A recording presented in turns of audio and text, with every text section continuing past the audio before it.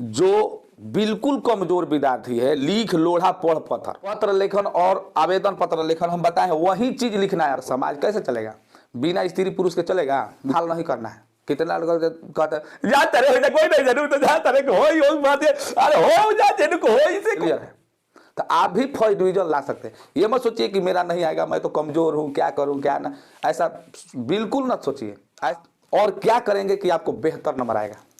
तो देखिए 10वां के बी देखे सवाल में और रंगते समय 11वां के बी रंग दिए, बात नहीं बनता है। तो अभी ना कि वही में लगा झोटा झोटा बोल कर धक पे। हेलो स्टूडेंट्स, जैसा कि आप लोगों ने देखा कि थंबनेल पर लिखा हुआ है कि कमजोर से कमजोर विद्यार्थी 60 से 70% किस प्रकार से ला सकते हैं। तो ये जो वीडियो है हर एक प्रकार के विद्यार्थियों के लिए है, जो तेज से तेज विद्यार्थी है और ज़्यादा कमजोर है, मीडियम है, हर एक विद्यार्थियों के लिए मैं ये वीडियो बनाकर लाया हूँ। तो वीडियो को लास्ट तक देखिएगा ताकि पूरा बात समझ में आ जाए, और जब तक पूरा बात समझ में नहीं आएगा तब तक मज़ा नहीं आएगा। तो अगर आप चाहते हैं कि हम मैट्रिक क्लास में अच्छा से अच्छा अंक प्राप्त करें तो आपको ये वीडियो देखना ही पड़ेगा, ठीक है। तो चलिए हम लोग शुरू करते हैं। आप लोगों का करीब करीब तैयारी हो चुका है, तो आपको कम से कम उसी में रिवीजन करना है।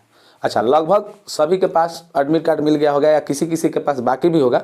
तो आप लोग देखिए, ध्यान से देखिए क्या करना है। तो देखिए आपको क्वेश्चन बैंक टारगेट का ले लीजिए। इसमें होता क्या है कि टारगेट में जो क्वेश्चन का आंसर होता है ऑब्जेक्टिव का थोड़ा बहुत अच्छा रहता है, मतलब गलती का चांस बहुत कम रहता है, ठीक है। और बाकी जो कंपनी है उसमें थोड़ा सा गलती का चांस हो जाता है। तो टारगेट का मैं ऑफलाइन में चलाता आया हूं और उसमें अच्छा रिजल्ट आता है बच्चों का, ठीक है। तो आप लोग टारगेट का क्वेश्चन बैंक नहीं लिए हैं तो ले लीजिएगा।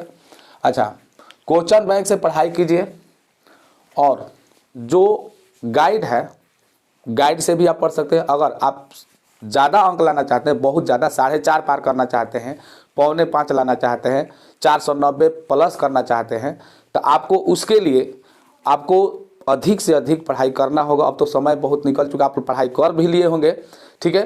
तो उसमें आपको NCERT बुक पूरा जो है निचोड़ से शुरू से आपको पढ़ना होगा और आप पढ़े भी होंगे। अगर आप पढ़े होंगे तो बहुत अच्छा है। आपको अब सिर्फ रिवीजन करना है और कुछ नहीं करना है। मैं अपने ट्यूशन में सिर्फ रिवीजन करवा रहा हूँ, सारा कुछ हो चुका है, ठीक है। तो आपको क्या करना है? रिवीजन करना है, ठीक है। अच्छा, रिवीजन कैसे करना है? अगर आप मान लीजिए कि आप सोचते हैं कि हम लगातार 6 घंटा 8 घंटा पढ़ें, तो 8 घंटा लगातार ना पढ़ें। जैसे मान लीजिए कि 6 से 8 घंटे मान लीजिए आप पढ़ रहे हैं प्रतिदिन, ठीक है, घर पर। तो आपको 6 से 8 घंटा, 6 घंटा या 8 घंटा लगातार नहीं बैठकर पढ़ना है। आपको कैसे पढ़ना मैं आपको बता देता हूँ। मान लीजिए 1 से 1.5 घंटा पढ़े, 1.5 घंटे पढ़े, फिर बीच में ब्रेक ले लीजिए, उठकर आप बाहर निकल जाइए, थोड़ा सा पानी पीजिए, ठीक है। मतलब कि आपको ब्रेक ले लेना है। अगर मान लीजिए कि दिमाग कुछ अथी होने लगा, मतलब ख़राब होने लगा, चाहे माथा दर्द करने लगा है, तो थोड़ा सा घूम लीजिए, थोड़ा सा पानी पी लीजिए। मान लीजिए ज़्यादा दिमाग खराब हो गया तो क्या करना है? थोड़ा आप मान लीजिए संगीत सुनने के लिए मान लीजिए शौकीन है, अरे गीत उत सुनने वाला, अगर मान लीजिए कि आपको अच्छा नहीं लग रहा है, मतलब कि गीत सुनना चाहते हैं, थोड़ा सा गीत सुन लीजिए, या थोड़ा मोबाइल पर थोड़ा कॉमेडी देख लीजिए, थोड़ा मन लग जाएगा तो फिर पढ़ाई चालू कर दीजिए, ठीक है। इन्हें कि लगातार 8 घंटे पढ़ते दिमाग का डिप्रेशन बढ़ गया और लगा घूमने, सुबह में उठबे नहीं किया, कहीं मान लीजिए कहीं जाना है, चाहे कोई कोचिंग में अभी मान लीजिए पढ़ रहे हैं, हम तो अभी पढ़ा रहे हैं, ठीक है, अभी टेस्ट पूरा रिवीजन चल रहा है। तो अगर जाना है तो सुबह में नींद नहीं टूटेगा समय पर, ठीक है। तो इसलिए बीच बीच में ब्रेक लेकर पढ़ना है, ठीक है। और 6 से 8 घंटा पढ़िए। अगर आप पहले से ही पढ़ रहे हैं तो इतना पढ़ना भी नहीं पड़ेगा आपको तो 4 घंटा पढ़ लीजिएगा तो बहुत काफ़ी है। एक बात मैं आप लोगों को बताना चाहता हूँ, जैसे मान लीजिए कोई विद्यार्थी है, कोई काम करना है या कोई भी चीज़ याद करना है, मान लीजिए पाइथागोरस थ्योरम आपको याद करना है, तो किसी किसी विद्यार्थी के लिए वो थ्योरम याद करने में मान लीजिए कि 10 मिनट में वो याद कर लिया, 10 मिनट उसको पढ़ा समझा और याद कर लिया। किसी किसी विद्यार्थी को आधा घंटा लग गया, कोई 1 घंटा भी पढ़ा और उसको याद नहीं हुआ। तो अब बताइए, एक पाइथागोरस थ्योरम है और उसको याद करना है, तो कोई 10 मिनट में उसको याद कर लेता है, कोई आधा घंटा लगाता है, कोई 1 घंटा में भी नहीं याद होता है। तो आपका कार्य कैसे होगा, कैसे पता लगेगा कि मैंने कार्य किया नहीं किया। अब आप उस काम को कितना देर में करते हैं आपके ऊपर निर्भर है। अच्छा, मैं अब बता देता हूँ कि अब की बार जो है पाइथागोरस प्रमेय या उसका विलोम, थेल्स प्रमेय उनका विलोम, और समरूप त्रिभुज के जैसे 2 समरूप त्रिभुजों के क्षेत्रफलों का अनुपात जो प्रमेय है 7 है, ये अब की बार जो आने का बिल्कुल चांस है। मैं उम्मीद करता हूँ कि आप लोग इस बात को समझ गए होंगे, और अगर ये वीडियो नहीं देखे होंगे तो इसके लिए मैं वीडियो बना चुका हूँ, आप लोग डिस्क्रिप्शन में ना तो प्ले लिस्ट में जाकर ज़रूर देख लीजिएगा, ठीक है। अच्छा, जो बिल्कुल कमज़ोर विद्यार्थी है, लीख लोढ़ा पढ़ पत्थर, इतना समझ लीजिए कि जिसको करियवा अक्षर से भेंट नहीं है, उसके लिए मैं बता रहा हूँ। किसी विद्यार्थी को खराब ही लगेगा तो खराब लगने वाली बात नहीं है, मैं आपको बताऊंगा, सलाह दे रहा हूँ कि आप भी फर्स्ट डिवीज़न ला सकते हैं। जो बिल्कुल कमज़ोर है, जिनको थोड़ा बहुत पढ़ने आता है, मान लीजिए देख कर, अब देखिए जो पढ़े लिखे नहीं होते हैं, क्या वो मोबाइल नहीं चलाते हैं? वो डिलीट सब क्या क्या फेसबुक तो है फलना चिल्ला ढिल्ला हर एक चीज़ बनाने के लिए जानते हैं। समझ में आ रहा है? तो उनके लिए मैं बता रहा हूं कि आप भी जो है अच्छा अंक ला सकते हैं। आपको भी क्या करना है आपको मैं बता रहा हूं। आप मोबाइल ज़्यादा चलाते हैं तो मोबाइल पर ही मैं आपको मोबाइल से बारे में ही बताऊंगा। देखिए, आप मोबाइल से क्या करना है, आपको ऑब्जेक्टिव क्वेश्चन, अब इसे मैं ऑब्जेक्टिव क्वेश्चन आप समझ भी रहे होंगे। अरे एक नंबरिया क्वेश्चन समझ रहे हैं? समझता राजा, एक नंबरिया क्वेश्चन 1 से लेके 100 तक आई, का में आई तो मैथ में आई, ठीक है, हिंदी में आई, संस्कृत में, और एक आएगा इंग्लिश में, ठीक है। इस 100 में कितना आएगा ऑब्जेक्टिव? 100 गो आएगा, इसमें 50 बनाना है, ठीक है। 100 गो आएगा, 50 बनाना है, 100 आएगा, 50 बनाना है, 100 आएगा, 50 बनाना है। ध्यान से देखिए,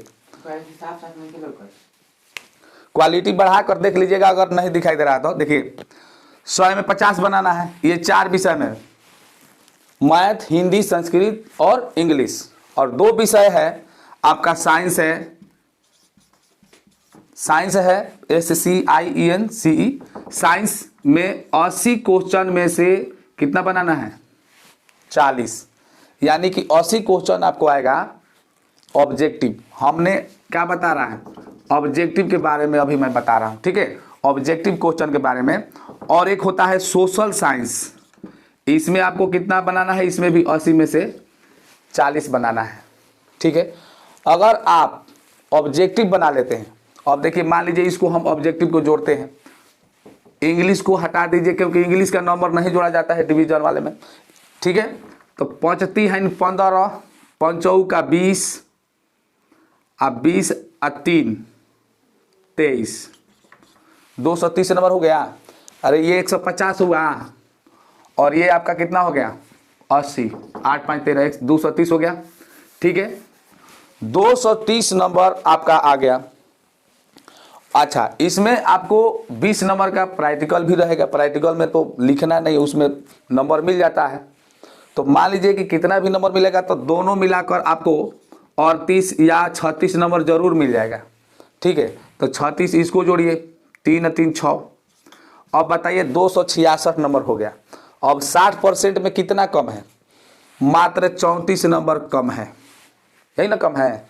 तो 34 नंबर में क्या आपको करना है? अब देखिए, आपको रचना आता होगा, आराम से आप बना सकते हैं। 5 नंबर का मैथ का बता रहे हैं, रचना आप सीख जाइएगा। कितना भी कमजोर विद्यार्थी ये रचना सीख जाता है, ठीक है।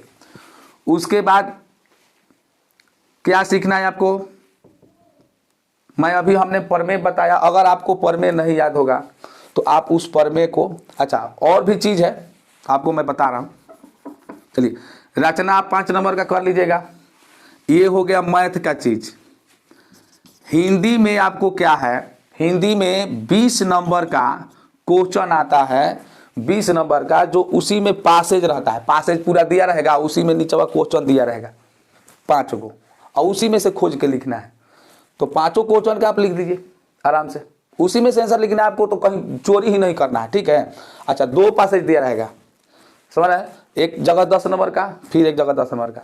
अगर नहीं बुझाता है तो अगल बगल पूछ लेना भी चाहिए कि कैसे भैया मैं कितना बनाई है, मैं कै को बनाए के बाद, ठीक है। अच्छा, सबसे पहला बात कि क्वेश्चन नंबर लिखना ना भूलना है, क्वेश्चन नंबर जरूर लिखना है। क्वेश्चन नंबर, कोई विद्यार्थी क्वेश्चन नंबर नहीं लिखते हैं और बना लेते हैं, बस वहाँ पर गड़बड़ हो जाता है। अच्छा, हिंदी का हो गया आपका। इसी प्रकार से संस्कृत का भी 10 से 13 नंबर तक का क्वेश्चन आता है, ठीक है। तो 3 देखिए 20 और 13 ये कितना हो गया, यहाँ पर ऐड कीजिए, आपका हो गया 8 और ये हो गया 3, 38 हो गया।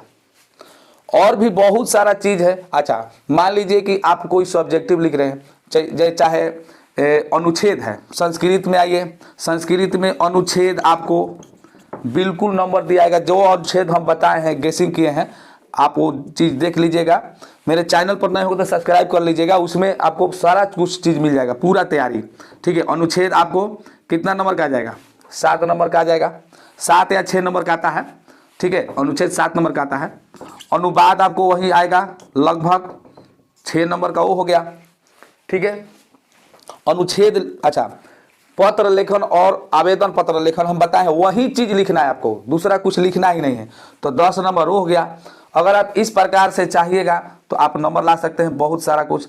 तो 13 और 8, 13 और 8 कितना हो जाएगा, 21 और 4 और 1 5, 4 6 हो जाएगा। तो अगर आप 266 में 61 जोड़ते हैं, 67, 7 6 6 12 1 13 और यहाँ 2 1 3, 337 नंबर आ गया। अच्छा, मैं बिल्कुल वादा करता हूँ कि आपको इतना आ सकता है अगर आप थोड़ा सा मेहनत करें तो। अच्छा, बहुत सारा चीज़ है, जैसे कि मान लीजिए संस्कृत के तो हमने ज़्यादातर बता दिए, हिंदी में भी बहुत सारा क्वेश्चन है जिसको आप लिख सकते हैं आराम से, ठीक है। हिंदी का हमने बताया 20 नंबर का, जो उसी में से लिखना है। कुछ जो पत्र है, मित्र के पास पत्र आ जाता है लिखने के लिए कि शादी ब्याह में मित्रों को बुलाने के लिए पत्र लिखे, या पिताजी के पास पत्र लिखे, वार्षिक परीक्षाओं का वर्णन हो, ठीक है। बहुत सारा कुछ होता है। संवाद आता है कि 2 दुकानदार और ग्राहक के बीच में संवाद लिखिए, 2 मित्र के बीच में संवाद लिखिए जो महंगाई के बारे में बात करता हो। तो इस प्रकार से आप, ये जो बहुत नरम चीज़ है, इसके बारे में हम आपको आगे के वीडियो में बताऊंगा, ठीक है, कि कैसे हम पत्र को लिखेंगे, आवेदन पत्र को लिखेंगे हिंदी में, और इंग्लिश में भी बताऊंगा कि इंग्लिश में कैसे आप एप्लीकेशन लिख सकते हैं, लेटर लिख सकते हैं, उसके बारे में भी मैं आगे के वीडियो में बताऊंगा। बहुत सारा कुछ बताने वाला हूं, ठीक है। कमजोर से कमजोर विद्यार्थी देखकर सुनकर याद कर लेते हैं, ठीक है। जैसे मान लीजिए देख रहे हैं कि बोल्शेविक क्रांति कब हुई थी, मान लीजिए ऑप्शन में आप पढ़ लिए हैं कि फरवरी 1917, नवंबर 1917, तो इसमें नवंबर 1917 होगा। तो आप जब उसको आप देख लिए कि नवंबर 1917 पर टिक मारा गया है, जब ये क्वेश्चन आएगा आपको परीक्षा में तो फट से बुझा जाएगा कि भाई ये मारे के बाद, समझ रहे हैं, ठीक है। अच्छा, मान लीजिए कि संस्कृत में आ गया कि समाज की गाड़ी कैसे चलती है, तब बिना, अब समाज की गाड़ी का अथी है, मतलब कि उसमें स्त्री और पुरुष दोनों रहेगा तब ना समाज गाड़ी। समाज मतलब क्या हुआ, जो सोशल जो है, उस जो गाड़ी है हम लोग का, समाज कैसे चलेगा, बिना स्त्री पुरुष के चलेगा? स्त्री पुरुष नहीं होगा तो कैसे क्या होगा, आप समझ रहे हैं क्या मैं बता रहा हूँ, ठीक है। तो जरूरी है। अच्छा, तो जो चीज़ मैं ये बताना चाहता हूँ कि जो चीज़ आप देख लेंगे आपको याद हो जाएगा, और वो आप क्वेश्चन आते ही आप पता लगा लीजिएगा हाँ भाई यही होकर करेगा। लेकिन आप देखिएगा तब, अधिक से अधिक देखिए, कान से सुनिए, दिमाग में घुस जाएगा। चाहे कितना भी कमजोर, आपको पढ़ने नहीं आ रहा है ना, फिर भी आप देखिएगा तो जानिएगा कि ऐसे ऐसे रहे तो ये हुई, क्लियर है। तो आप भी फर्स्ट डिवीजन ला सकते हैं। ये मत सोचिए कि मेरा नहीं आएगा, मैं तो कमजोर हूँ, क्या करूँ क्या ना, ऐसा बिल्कुल मत सोचिए, ऐसा सोचना ही नहीं है। आप नंबर ला सकते हैं, आप में बहुत कुछ है, ठीक है। और एक बार आपका मन बन गया ना, एक बार अगर मान लीजिए कि मैट्रिक में नंबर आ गया, मैंने बहुत से लड़कों को देखा है मैट्रिक क्लास में 10 वर्ग में 9 वर्ग में 10 वर्ग में बहुत कमज़ोर थे, मैट्रिक क्लास में किसी तरह से पास हो गए। एक लड़का तो मान लीजिए कि 298 ग्रेड से पास हुआ था, 300 नंबर लाया था, और आज के डेट में वो इतना आगे निकल गया है, उसका इतना मन बन गया पढ़ाई में इतना मन लगने लगा कि अब हम क्या बताएं, सब उसको मतलब कर रहे थे कि बेकार है, और आज वो एक जगह पर है। तो ऐसे ऐसे विद्यार्थियों को देखकर बहुत अच्छा लगता है, मन खुश हो जाता है, दिल खुश हो जाता है। ठीक है, तो आप में बहुत चीज़ है। ऐसा मत सोचिए कि मैं कुछ नहीं हूँ, मेरे में कुछ नहीं है, कुछ नहीं हो सकता है, मैं याद नहीं कर सकता, मैं तो कमज़ोर हूँ। कमज़ोर नहीं है, विद्यार्थी कमज़ोर होते ही नहीं है। पहला बात, जो बिल्कुल विद्यार्थी नहीं होते हैं वही कमज़ोर होते हैं। बस हम यही बात कहना चाहते हैं। आप चाहें तो नंबर ला सकते हैं। तो चलिए, ये तो हो गया पढ़ाई की बात, कमज़ोर से कमज़ोर विद्यार्थी कैसे नंबर ला सकते हैं। अच्छा, और भी इसमें बात है कि आप और क्या करेंगे कि आपको बेहतर नंबर आएगा। तो देखिए, ध्यान से समझिए। सबसे पहला बात, अक्षर। अब ये जो बता रहे हैं हर एक विद्यार्थी के लिए बता रहे हैं। देखिए, अक्षर, आपका अक्षर साफ रहेगा ना, तो आपको जो भी देखने वाले हैं टीचर्स, जो देख रहे हैं, चेक कर रहे हैं कॉपी को, अक्षर साफ साफ रहेगा ना, तो आपको नंबर बढ़िया देंगे। ठीक है, तो अक्षर पर ध्यान देना है, अक्षर को साफ साफ लिखना है, और दो शब्दों के बीच में जो गैपिंग है अच्छा से लिखना। हमने कि पूरा हॉक के लसार नहीं देना है। ठीक है, पूरा लसार के कितना लड़का क्या करता है कि जैसे मान लीजिए कोई चीज लिख रहा है, एक चीज बता रहे हैं आपको, मान लीजिए ऐसे लिख दिया, ये क्या लिखा है, कीमत। अब कीमत जो है ये गलत लिखा हुआ है। एक बात मैं बता रहा हूं, जैसे मान लीजिए ऐसे किसान लिख दिया, गलत हो गया। तो अगर आपको लग रहा है कि गलत है, तो आपको इसको काटना नहीं है, मतलब कि ऐसे नहीं काटना है। ऐसे काटिएगा ना तो जो टीचर हैं, जो चेक करने वाले, उनको पूरा नजर पड़ जाएगा उसी पर, कटलके पर नजर पड़ेगा। तो ऐसे काटना नहीं, आपको कैसे काटना है पता नहीं। मान लीजिए ऐसे लिखे है ना, वैसे कीमत गलती है, जो कीमत लिखा हुआ है ये गलत लिखा हुआ है, दृढ़ काटते होगा कीमत। ठीक है, तो अगर मान लीजिए आपको इसको काटना है ना, तो कैसे काटना है, एक लाइन में काट दीजिए, ऐसे काट देना, ऐसे ही काटना है। अभी ना कि पूरा लसारना नहीं है, लिपना नहीं है पूरा, मतलब समझ रहे ना आप लोग। एक लाइन में काट दीजिए, नजर पड़ा तो ठीक है, आना तो देखेगा, गलती है तो देख लेगा कि भाई हाँ काटा हुआ है। ठीक है, तो थोड़ा सा कम करेगा। अच्छा, ज्यादा काट कुट कीजिएगा तो ही दिक्कत है। जो फर्स्ट पेज आपको मिलेगा, जो फर्स्ट पेज रहेगा, जो कॉपी का फर्स्ट पेज, जो सब्जेक्टिव लिखना है, ऑब्जेक्टिव का तो बात हो गया कि ऑब्जेक्टिव आपको कितना पढ़ना है, क्वेश्चन बैंक से पढ़ना है। ठीक है, और टारगेट का क्वेश्चन बैंक लेकर ऑब्जेक्टिव पढ़िए, पूरा क्वेश्चन बैंक का जितना ऑब्जेक्टिव है उसको पढ़ डालिए। आपको उसमें से आधा से ज़्यादा क्वेश्चन उसी में से आता है। अच्छा, आपको तो 50% बनाना है, 100 में से 50 को ना बनाना है, तो एकदम पूरा क्वेश्चन को पढ़कर, पूरा ऑप्शन पढ़कर, समझ कर, तब जाकर उसको। अच्छा, एक विद्यार्थी गलती क्या करते हैं, चलिए अच्छा तो हो गया, और मैं सारा कुछ बता रहा हूँ, बहुत कुछ बताऊंगा आज। अच्छा हो गया। दूसरा बात यह है कि क्वेश्चन नंबर, जो क्वेश्चन नंबर है आपको उत्तर पुस्तिका पर लिखना है, कॉपी पर क्वेश्चन नंबर लिखना है। ठीक है, मैं आपको यहाँ पर बता देते हैं। देखिए, क्वेश्चन नंबर आपको लिखना है, जब जैसे मान लीजिए कोई भी क्वेश्चन बना रहे हैं तो आपको क्वेश्चन नंबर जरूर लिखना है। मान लीजिए दूसरा बना रहे हैं तो दूसरा यहाँ लिख दीजिए क्वेश्चन नंबर। ठीक है, क्वेश्चन नंबर बढ़िया से लिखना है। अगर मान लीजिए कि आपको और भी लिखना है बढ़िया से, तो ऐसे भी लिख सकते हैं,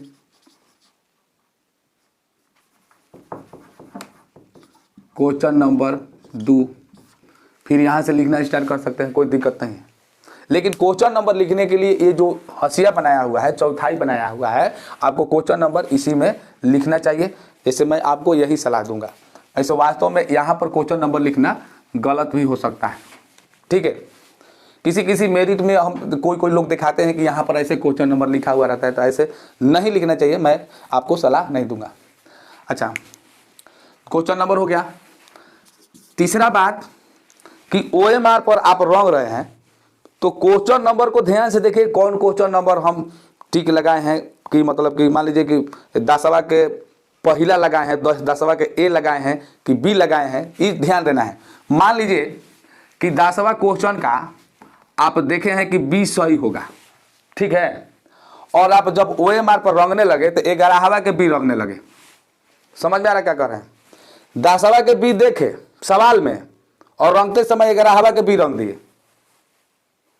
ऐसा मिस्टेक नहीं करना है, पूरा ध्यान से देखना है। हाँ भाई 10वां के B हो, OMR में 11वां काहे पर रंगेंगे भाई, 10वां के B न रंगेंगे, 10वां के B न रंगेंगे। मान लीजिए भाई A हो गया, B हो गया, है ना, OMR ऐसे प्रकार से रहेगा, तो B रंगना है। तो अच्छा, रंगना कैसे ही आपको बता रहे हैं। देखिए, आपको पहले चारों कोरिया को जो गोलाकार है उसको पहले रंग देना है, तब ऐसे करके पूरा बढ़िया से रंग देना है, इसके बाहर नहीं रंगना है। कोई विद्यार्थी क्या करता है, जैसे मान लीजिए इसको रंगना है ना, जैसे मान लीजिए 11वां का मान लीजिए कि सी सही है, तो कोई कोई विद्यार्थी ऐसे कर देगा, ये रंगा गया, ऐसे नहीं रंगना है। अच्छा, उसमें बताया भी रहता है, आपको मैं बता देता हूँ, ऐसे नहीं रंगना है, ऐसे रंगेगा तो गलत हो जाएगा।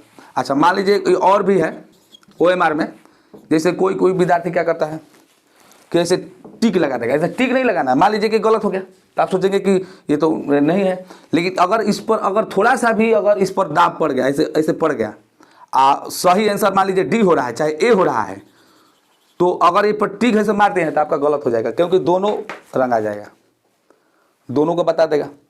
तो इसलिए आपको सावधानी से इस चीज़ को रंगना है। OMR शीट को अगर सही ढंग से रंग दीजिएगा तभी ना आपको नंबर मिलेगा, ठीक है। तो चलिए, OMR के बारे में आप तो समझ गए कैसे रंगना है, कुछ विद्यार्थी पहले से भी जानते होंगे। चलिए, इस चीज़ का ध्यान रखिएगा। हमारा भी एक बार टीचर का परीक्षा था तो उसमें गलत हो गया था, पूरा 20 क्वेश्चन गड़बड़ा गया था। हुआ क्या कि मान लीजिए 1 से लेकर लगातार हम बनाते चले गए 13 तक, ठीक है, 13 तक बना लिए, 14वां क्वेश्चन नहीं आ रहा था, तो हमने क्या किया कि 14वां क्वेश्चन छोड़ दिया, ठीक है, और 15वां से बनाना स्टार्ट कर दिए। तो 15वां से लगातार बनाते गए और उधर OMR शीट पर हमने 14 से रंगना शुरू कर दिया, उधर नहीं गैप किए और इधर क्वेश्चन एक छोड़ दिए थे। तो इस कारण से रिजल्ट जो है नहीं आया था।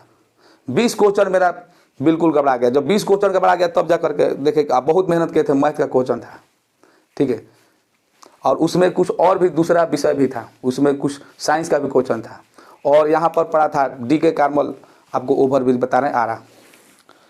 तो ऐसा मिस्टेक हर एक विद्यार्थी में होता है। हम अपने ट्यूशन में भी कुछ कुछ विद्यार्थी कहते हैं ओहो रंगा गया, अरे रंगा गया तो आप क्या करोगे, यही चीज़ का तो ध्यान रखना है, ठीक है।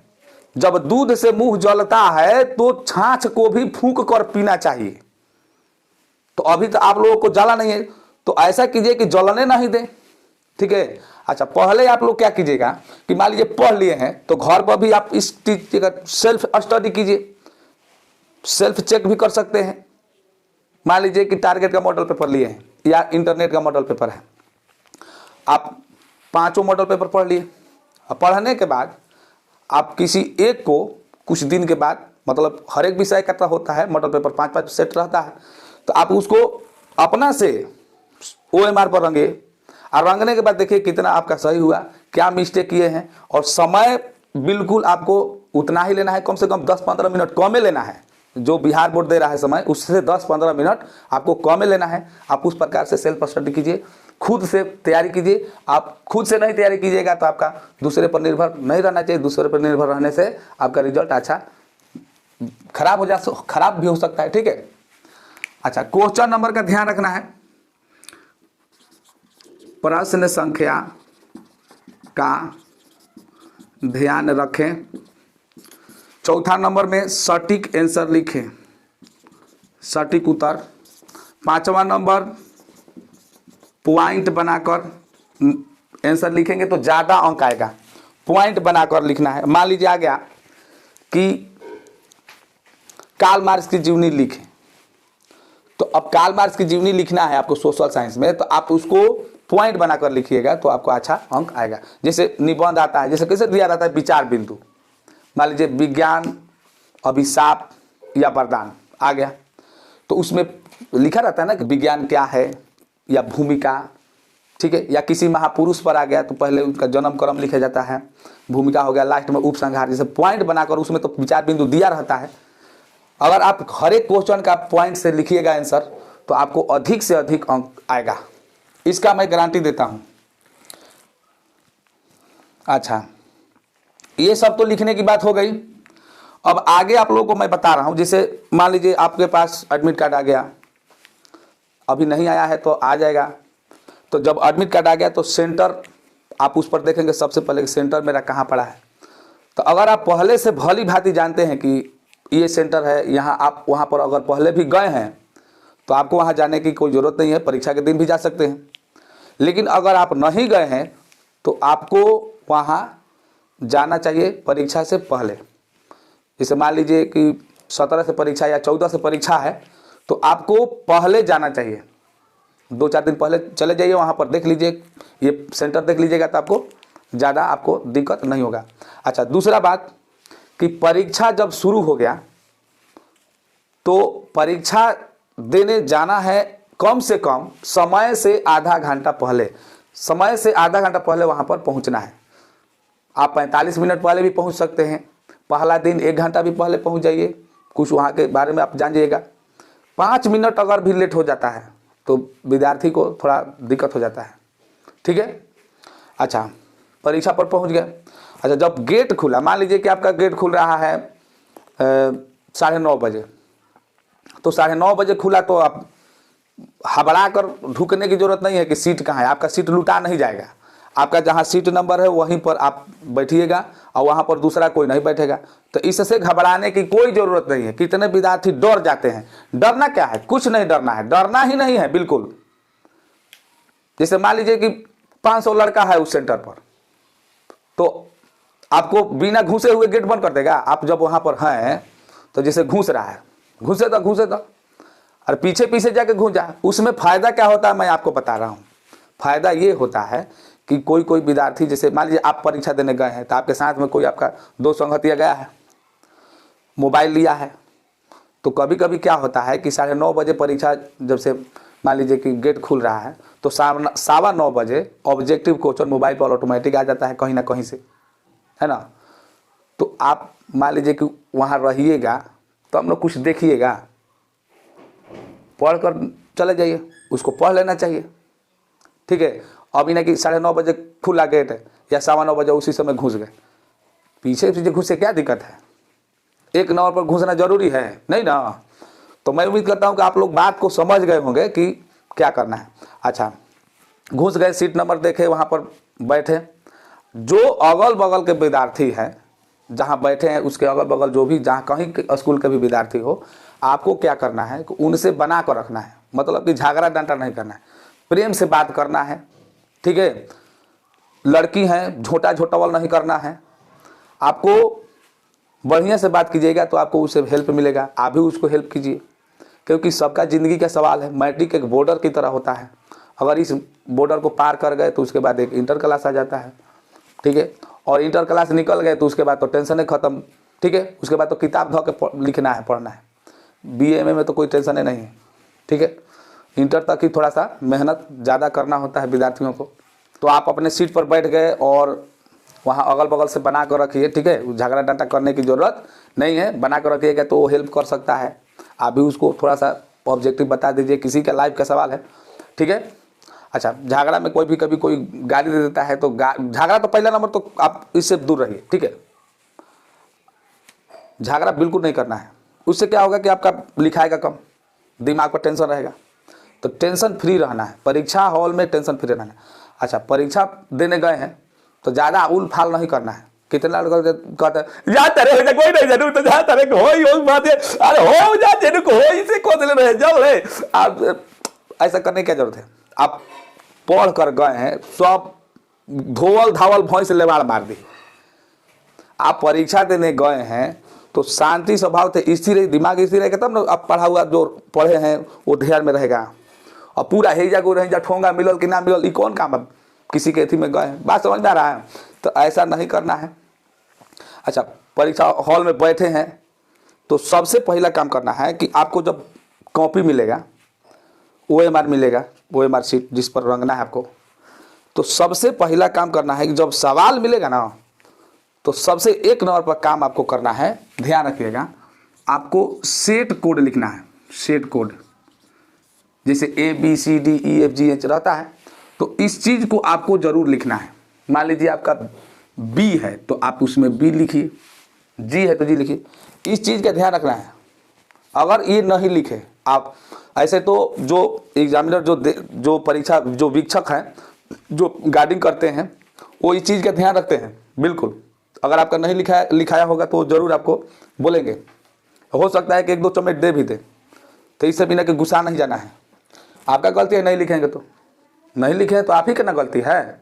अगर आपका मान लीजिए कि नहीं लिखा या वो भी नहीं देखे तो कहाँ साइन होगा, किस ग्रुप में साइन होगा? अब A में होगा कि B में होगा कि C में होगा? जब आप लिखे ही नहीं हैं तो कैसे होगा? ये चीज़ लिखा हुआ नहीं रहेगा।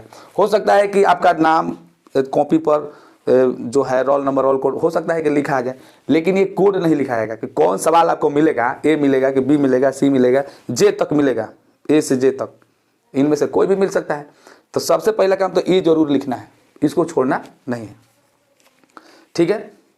ऐसे क्वेश्चन लिखने के बारे में मैं आप लोगों को पूरा बता दूंगा कैसे लिखना है आपको, और इसके पहले भी कैसे तैयारी करें मैट्रिक इंटर की, तो हम पहले भी बता चुका हूं। तो आप लोग इस चीज़ का ध्यान रखिएगा, ठीक है। अच्छा, जो निर्देश दिया रहता है उसको ध्यान से पढ़ना चाहिए कि क्या निर्देश कह रहा है, कितना क्वेश्चन बनाना है। ये तो मॉडल पेपर से आप लोग पहले से भी जानते हैं, लेकिन उनमें जो आएगा क्वेश्चन उसको भी पढ़ना है कि कितना बनाना है क्वेश्चन।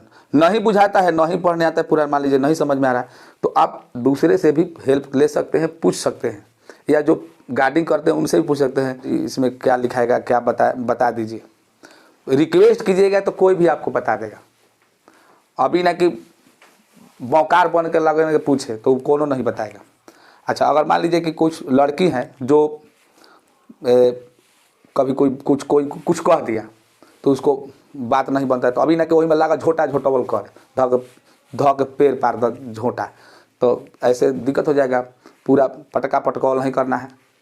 तो मैं उम्मीद करता हूँ कि आप लोगों को समझ में आ गया होगा कि कैसे। अच्छा, परीक्षा में जाएंगे तो आपको स्थिर रहना है, दिमाग को स्थिर रखिए, दिमाग में बहुत ताकत होती है, इसका सही रूप से इस्तेमाल कीजिए, ठीक है। तो चलिए, इसी शुभ कामना के साथ मैं आज का वीडियो यहीं पे समाप्त करता हूँ। अगले वीडियो में बताऊंगा आप लोगों को कि एप्लीकेशन या लेटर या हिंदी में पत्र, ठीक है, आवेदन पत्र कैसे लिखा जाता है। ऐसे संस्कृत में मैं ऑलरेडी बना चुका हूँ, बता चुका हूँ। तो अगर वो वीडियो नहीं देखे होंगे तो उसका लिंक डिस्क्रिप्शन में दे देंगे, ठीक है। तो चलिए, इसी शुभकामना के साथ आज का वीडियो यहीं पे समाप्त करते हैं। जय हिंद, जय भारत।